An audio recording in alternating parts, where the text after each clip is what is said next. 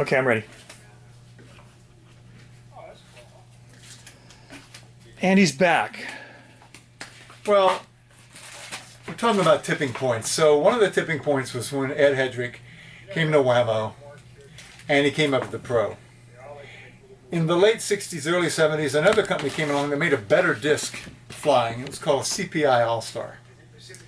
And when I was touring with the Globetrotters, and Ed came and saw our show in February of '75. Afterwards, and that was a really good show too. That was the time when I came out and threw a big MTA with the Super Pro way out over the stands, and it just came down and you got 25,000 New Yorkers, and they're all, they've seen everything. This got them to their feet and swish at the other end.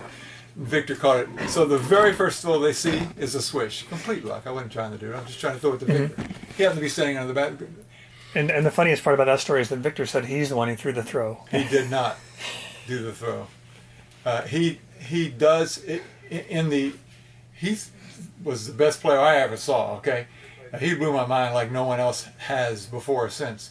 But the first throw in that Globetrotter thing, it was my throw, and it was a swish, and he caught it. But every night we'd throw big throws. So I get Hedrick to play catch with this CPI All-Star, and it inceptioned him. It changed his mind. His idea was it doesn't matter what you throw as long as everyone's throwing the same thing. It's like golf balls.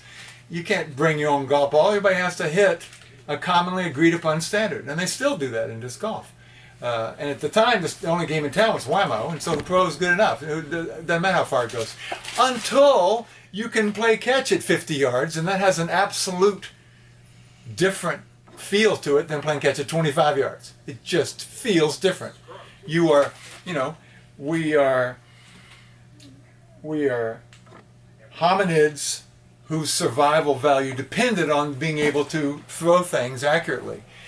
The caveman 50,000 years ago that could hit the rabbit got the women, and we are the direct results because they had the meat. So convincing him that inherently discs that go farther are worthwhile rather than just relatively, he said to me, I'm going to come up with a better disc that's faster than a CPI. And when I see you at Octad, which was a couple months later, I'll have it. So we get to Octad, and he gives me this disc. It's called the Octad Super Pro. What he did was he took a Super Pro and he shaved down the ridges and made a lot fewer of them. And he figured, because he knew that the ridges slowed it down, he figured I'll keep enough ridges on there that will keep the patent or the trademark, but and the patent. The trademark has to do with Frisbee. The ridges have to do with the patent. I'll protect my patent and it'll go farther. Well, I remember him giving it to me. We're in a parking lot of a Holiday Inn, and we're still touring with. I think we just finished touring with the Globetrotters, and we're in a Holiday Inn, and we're at the Octad, and Victor's coming out of his up on the second floor, and then I say, "Hey, Victor, what do you think of this?" And I throw it to him, standing like that, and he just goes, about. In those days, we could sit in a stadium and play catch, sitting in the seat. It was in our act. I mean, we were ridiculously accurate at that time. And here's another version of that. He sent me a couple. This was the first.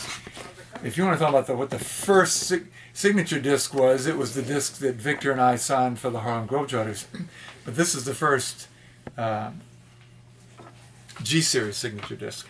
With an R. Right, same signature. This isn't the disc that was sold in all the stores in '78, though. So we'll see about that one. So this is the so-called Octad Super Pro, and this wasn't good enough.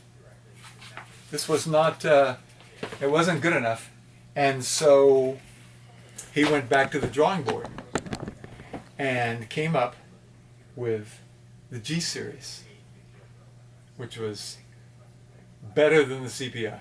Went farther than the CPI. First disc that could replace the Pro. And I remember finding those G-Series discs at Kmart, and they were like ice cream to me. They might have been like crack to other people. They were like ice cream to me. And my friend and I, we only had the 40 mold and the 50 mold at the time. And we would get, they made 4 different colors. I think there's yellow, green, blue, and something else. And we would just go out there on the field and just throw them and throw them and throw them until we were just like dripping sweat.